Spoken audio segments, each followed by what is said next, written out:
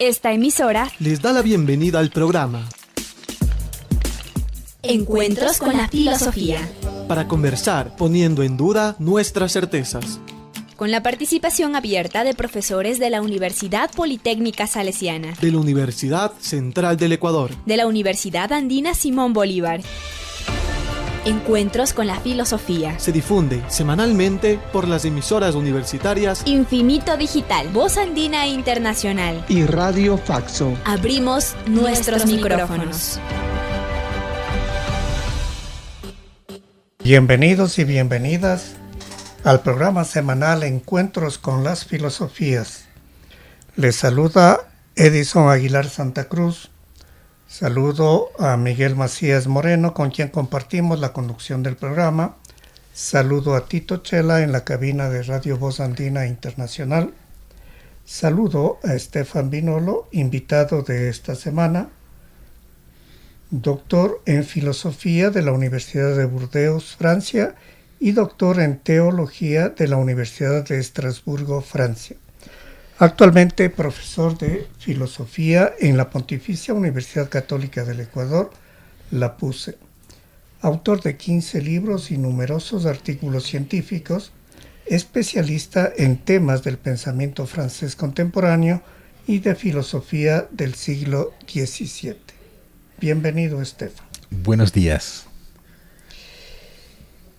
Luego de 8 capítulos en los cuales Estefan Binolo nos ha presentado al filósofo, sociólogo, pensador alemán vivo, Hartmut Rosa, surgen algunas preguntas que las intentaremos trasladar a Estefan. La primera, recordamos una expresión que utiliza Estefan para presentar a un filósofo, es decir, que hay que estudiar un filósofo en la medida en identificar con quién se enfrenta, con quién es una relación un tanto violenta, nos ha dicho, a quién quiere superar o contradecir. En este caso de Hartmut Rosa, la pregunta es esa, o sea, ¿cuál es el autor, el filósofo con el que está confrontando o dialogando Hartmut Rosa? Exacto, Edison. Tal como hemos comentado en muchas ocasiones, hacer filosofía siempre es pensar en contra de alguien. Y verás que en este caso Hartmut Rosa piensa en contra de muchas personas, porque piensa en contra de algunas personas a la hora de establecer su diagnóstico de la aceleración, y piensa también en contra de otras personas a la hora, al contrario, de establecer su cura o establecer la solución a este diagnóstico. Entonces, cuando digo que Hartmut Rosa piensa en contra de algunas personas a la hora de establecer el diagnóstico, bien sentimos que piensa en este caso sobre todo en contra de aquellas personas que piensan que el diagnóstico debería ser únicamente político, económico o exclusivamente ético. Bien, hemos visto a lo largo de esas 8 semanas que su punto a él consiste en decir, cuidado, un sistema económico, un sistema político, un sistema ético no puede existir sin un sistema cultural que lo acompañe.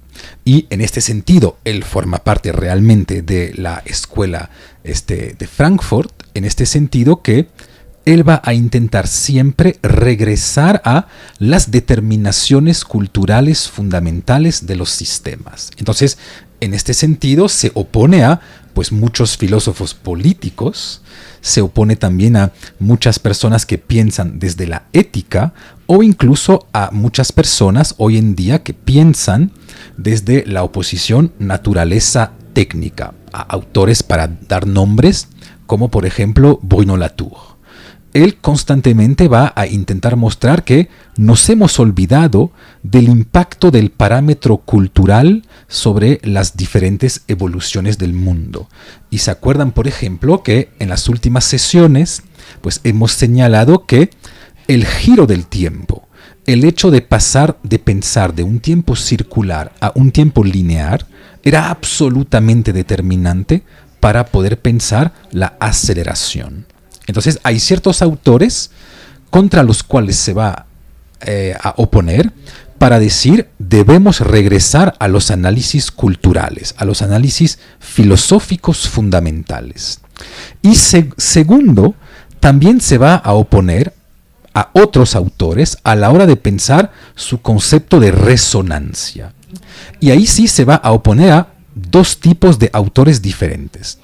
Primero se va a oponer a lo que podríamos llamar hoy en día los pensadores de la sostenibilidad, ¿ya? Que está muy, muy de moda hoy en día, ¿ya? Ves que, de cierta manera, dentro de la sostenibilidad existe cierta esperanza. En ese sentido que, para él, pensar desde lo sostenible es ya casi ser un teólogo. Porque lo sostenible supone que vamos a seguir con el mismo sistema, simplemente tenemos la esperanza que algún día los medios técnicos permitan que sigamos acelerando, sigamos produciendo, pero que esta aceleración o esta producción genere menos huellas. Entonces, por ejemplo, vamos a seguir consumiendo, vamos a seguir acelerando el consumo energético, pero esperando que la técnica permita que este consumo energético deje menos impacto en términos de contaminación sobre el mundo.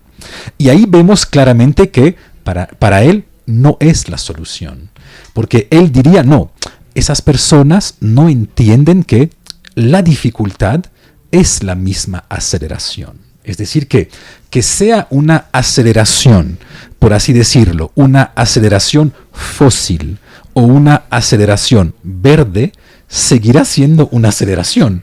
Por lo tanto, no podríamos así realmente resolver la dificultad, resolver el problema fundamental que es el hecho que estamos constantemente acelerando. Y hay un segundo tipo de personas a las cuales constantemente se opone, y son todas las personas que piensan que vamos a poder desacelerar. Porque eso es también hoy en día, de cierta manera, algo que está muy de moda con esta idea del decrecimiento. Es decir, vamos a intentar decrecer o desacelerar el crecimiento. Pues él, de la misma manera, va a decir, eso no es posible porque implicaría una imposición política absolutamente autoritaria. En realidad, no queremos desacelerar y no queremos hacerlo no solo por un propio deseo individual, sino además porque dentro del marco dentro del cual estamos viviendo todos, sería irracional ser el único en decidir desacelerar. Y de hecho, por decirlo de manera dura, bien vemos que muchas de las personas que hoy en día proponen desacelerar, pues son personas que ya están en posiciones de poder muy importantes. Es decir que bien entendemos la pequeña lógica perversa que hay detrás de eso. Obviamente, una vez que yo llegué a una posición muy alta y muy interesante en la pirámide, le digo a los otros, no estemos en competencia, ustedes no quieran subir, mejor quédense abajo, están bien abajo, no aceleren. Pero vemos el pequeño gesto perverso que hay en realidad detrás de eso. Siempre se les dice a las personas más desfavorecidas, no aceleren más, ¿no? Es algo que todos, por ejemplo, conocemos cuando a mí se me va a decir, Stefan, no hagas más vuelos transatlánticos, no vayas más a visitar a tu familia en Francia, porque eso es un gesto sumamente antiecológico. Y nos damos cuenta cada vez más que la persona que me está diciendo eso es una persona que me lo dice desde su jet privado, con el cual hace 15 o 20 viajes anuales. Entonces, dentro de esta lógica de la desaceleración, hay una pequeña perversión política que Rosa denuncia, que es en realidad desacelerar hoy en día siempre es querer mantener las estructuras jerárquicas tal como están. De ahí que para él no, debamos ir hacia otro camino que sería el resonar y no el desacelerar. Como hemos visto, el concepto aceleración tiene bastante importancia en Hartmut Rosa. En ese sentido, ¿es realmente este concepto de aceleración desde una lectura filosófica distinta a la del tiempo? A ver, ese concepto de aceleración obviamente no es un concepto que él piensa hoy en día. Existen muchos filósofos que piensan eso. Unos, por ejemplo, que lo ponen hoy en día al centro de sus mismos sistemas filosóficos, como un joven filósofo francés que se llama Christophe Bouton, pero es un concepto que incluso se había pensado antes de él con el autor que comentábamos, Virilio, que de hecho había establecido una verdadera ciencia de la aceleración que él llamaba la dromología, es decir, la ciencia de las cosas que se van acelerando. ¿Por qué es un concepto tan importante y por qué se distingue un poco de lo que sería una simple filosofía del tiempo? Pues verán que, tal como comentamos, en varias ocasiones, Hartmut Rosa dice, yo no solo hago una filosofía social, es decir, algo que está a la frontera entre sociología y filosofía, sino que de vez en cuando él mismo dice, yo hago una fenomenología del tiempo. Y el simple hecho de decir que vamos a hacer fenomenología, es decir explícitamente que introducimos en filosofía el problema de las vivencias de la conciencia. Es decir, que al final la fenomenología es eso. No solo me importa lo que las cosas son, sino además me interesa la vivencia que yo pueda tener del aparecer de las cosas.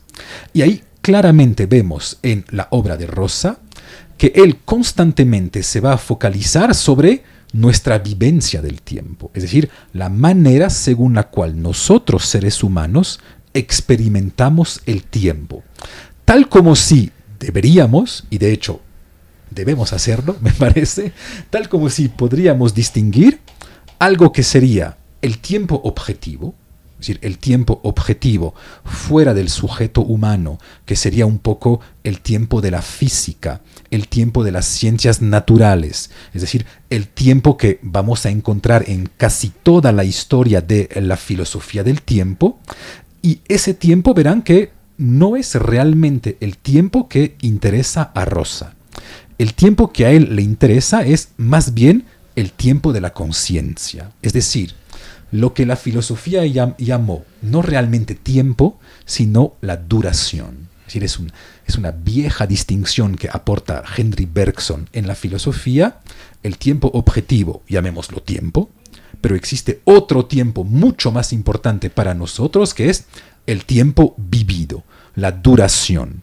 Y bien entendemos que cuando Hartmut Rosa habla de aceleración, obviamente no se trata de pensar que se haya acelerado el tiempo de la física. Es decir, que no se trata de pensar que el planeta Tierra aceleró sus rotaciones alrededor del Sol, sino que se trata de pensar que la duración se ha modificado, es decir, nuestra manera singular de experimentar el tiempo. Y de hecho, fácilmente podemos entender cómo el tiempo y la duración son dos conceptos diferentes en filosofía, por la razón siguiente. Todos bien sabemos que cuando yo quiero medir el tiempo, y por ejemplo cuando yo voy a decirles, ayer pasé 1 hora haciendo eso, pues por mucho que esta hora se pueda medir de manera objetiva, 1 hora para mí es muy diferente según estoy haciendo algo placentero o estoy haciendo algo que realmente odio. Bien sentimos que si en 1 hora hago algo placentero, pues esta hora dura mucho menos, notarán, dura mucho menos que si estoy haciendo algo que realmente odio, caso en el cual esta hora dura mucho más. Entonces, lo que es interesante en Rosa es que no es realmente una filosofía del tiempo, sino más bien una fenomenología de la duración. Bien, habíamos visto sobre todo en este diagnóstico o descripción de la aceleración, es como todo diagnóstico, es una preparación para lo que va a ser el tratamiento, la salida, la solución. Y si bien él dice que no es la desaceleración, sin embargo, recurre a una cuestión que le encuentro así, apela a la voluntad para modificar, recuperar, cambiar relaciones. Entonces, es casi como decir lo que dice el médico al paciente: usted tiene tal enfermedad, este es el tratamiento, usted verá si lo sigue o no lo sigue. Entonces, se apela a la voluntad. Y entiendo que en filosofía la voluntad también ha sido un concepto muy trabajado, muy especial. ¿Por qué recurrir a la voluntad? A ver, ahí hay un tema muy polémico sobre Rosa, ¿ya? Porque hay dos lecturas un poco diferentes de su filosofía. Muchas personas, tal como señalas, le criticaron, de hecho, diciéndole, pero ¿cómo puedes a la vez decirte soy de la escuela de Frankfurt en filosofía y por otro lado decir la solución yace en decisiones individuales, en lo que tú llamaste voluntad? Ven que en este caso existiera en su filosofía una especie de contradicción inmediata, es decir, Hartmut Rosa, te estarías olvidando de todas las grandes estructuras sociales, económicas, que justamente determinan el hecho que ciertos individuos puedan tomar ciertas decisiones o puedan no tomarlas, ¿ya? A lo cual él contesta constantemente que esa idea del salto hacia relaciones resonantes no es algo tan individual como él a veces lo deja aparecer en su texto. En este sentido que existen condiciones sociales objetivas que favorecen el hecho que podamos abandonar esas relaciones silenciosas para orientarnos hacia relaciones resonantes o no. Por lo que, por una parte, pero eso es algo que no está claro en sus textos, ¿eh? Por una parte, él va a decir, obviamente hay cierta decisión individual, eso sí, pero por otra parte, como es filósofo de Frankfurt, va a decir, pues, esas decisiones individuales están favorecidas o no dentro de o por ciertas estructuras sociales y por ciertas estructuras políticas. Ahora, ¿cuál es la dificultad? Porque sí entiendo la dificultad que planteas y de hecho me parece que tienes razón de señalarla, porque para mí es un problema en sus textos. Y efectivamente, la dificultad es que nunca aparece una gran teoría del cambio social o una gran teoría, por así decirlo, de la revolución en sus textos. Entonces, claro, como no aparecen esas teorías, ¿qué pasa realmente con el individuo en su filosofía?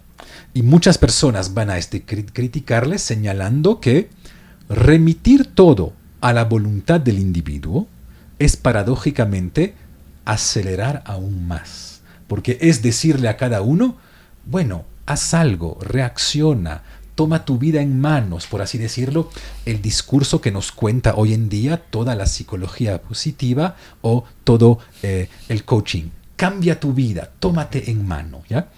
Por un lado existe lastimosamente en parte eso en él, pero también él intenta resistir a eso diciendo, cuidado, vamos a tener que pasar por ciertos cambios de estructuras sociales para favorecer este salto a lo resonante. Ahora, hay una dificultad, y para mí pues es la dificultad fundamental que planteas, y es lo siguiente. Imaginemos que yo en una empresa transnacional, capitalista, me sienta agobiado porque mi jefe me pide acelerar constantemente. ¿Cuál es la solución?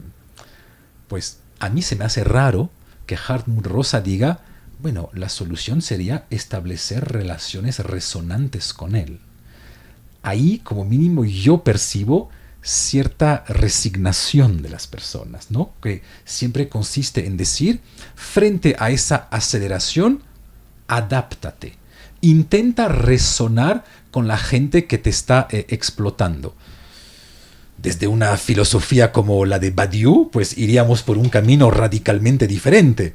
Si mi jefe me pide acelerar constantemente y que esto me genera dificultades psicológicas, pues no debo adaptarme, debo cambiar la estructura de mi jefe y debo eventualmente cambiarla violentamente.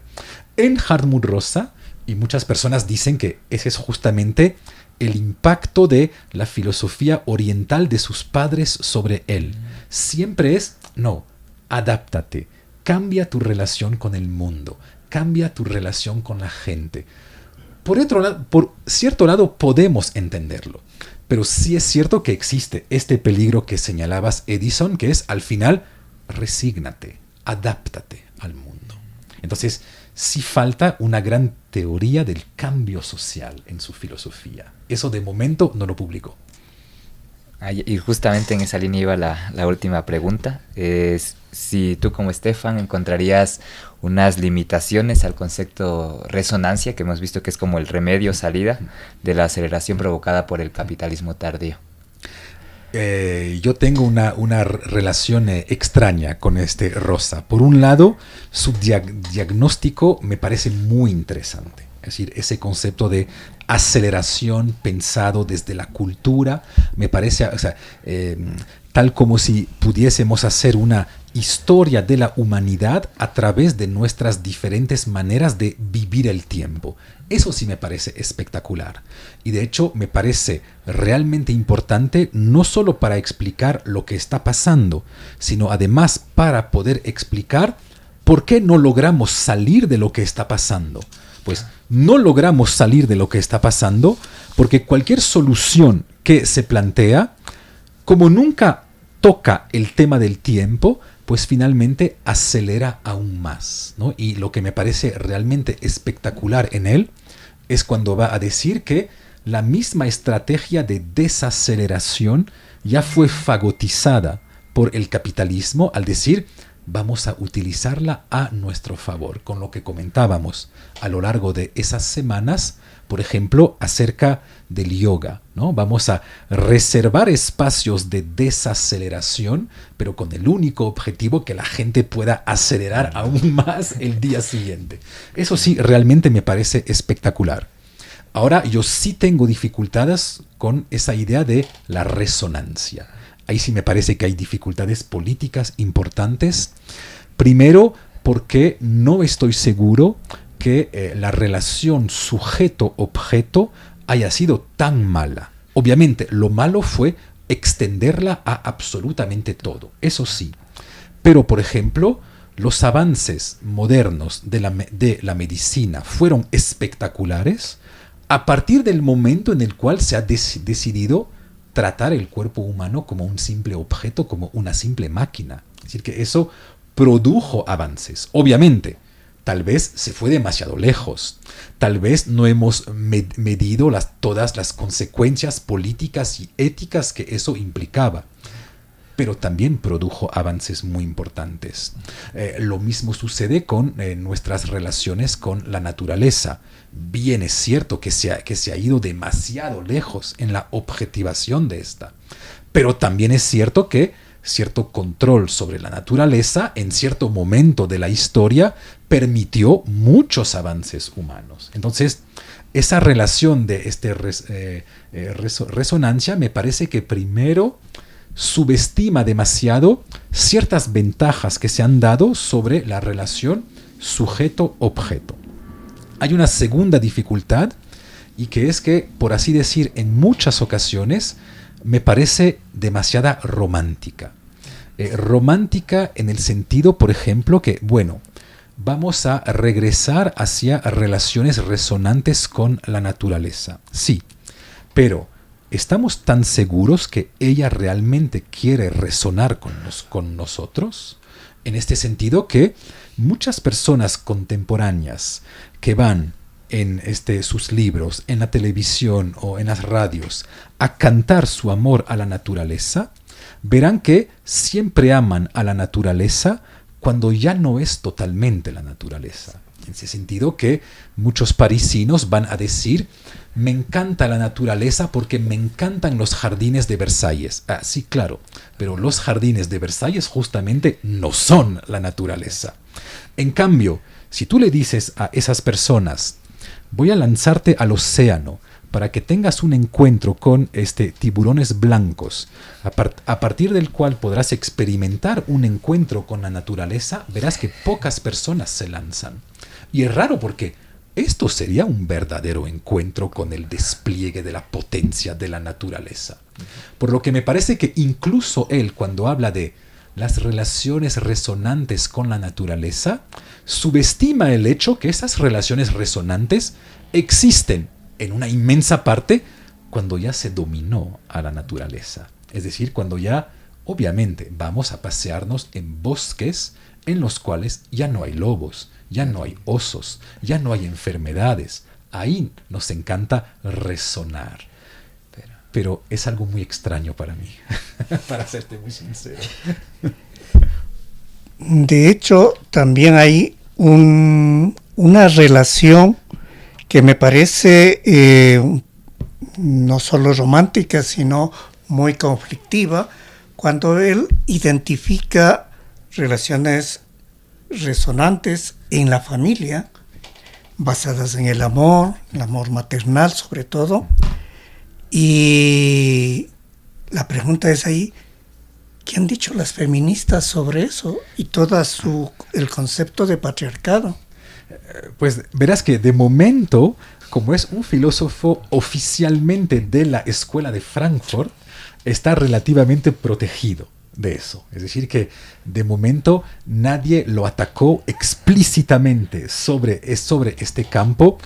Me imagino porque hay otros autores mucho más peligrosos que atacar de momento, entonces se dedican mucho más a los otros. Pero tal como hemos señalado cuando hablamos de la familia, es decir, que es muy extraño que alguien hable de la familia como el lugar resonante por excelencia, ¿no? Hoy en día, en Francia, 87% de los abusos sexuales hacia los niños se dan dentro de las familias. El mayor número de feminicidios que existen hoy en día, de la misma manera, se dan dentro de las familias. Entonces, es muy extraño que él no se dé cuenta de eso, o que como mínimo no señale mínimamente eso para decir que, bueno, no sé si la familia es el lugar de resonancia por excelencia. Y tal como me parece que como comentábamos sobre el concepto de naturaleza, pues lo mismo pasa con la familia. Sí, bien es cierto que ciertas relaciones familiares pueden ser resonantes, ok, pero no sé si es el caso en todas las familias y que podamos decir así nomás, bueno, la familia es el lugar resonante por excelencia. Además, le faltaría precisar qué forma de familia. ¿Cuál es la forma histórica de la familia que es para ti la relación resonante por excelencia y por qué esta en vez de otra? Es decir, que es muy extraño que él se olvide que existe una historia de la familia. Que existe una historia, y una historia muy, muy compleja, de la historia de las formas de la familia. Pues, ¿cuál es la que es realmente resonante? Eso lastimosamente nunca lo dice. Bien, concluimos este encuentro semanal con las filosofías con nuestro agradecimiento a Tito Chela en la cabina de Radio Voz Andina Internacional, al invitado de esta semana, Estefan Vinolo, y especialmente a ustedes, radioescuchas. Recibimos sus comentarios y sugerencias al correo electrónico encuentrosconlafilosofía@gmail.com. Hasta el próximo encuentro con las filosofías. Agradecemos su sintonía a Encuentros con la filosofía. el programa que impulsa el filosofar como acción compartida desde las radios universitarias. Les invitamos a compartir las próximas emisiones de Encuentros con la filosofía por esta emisora.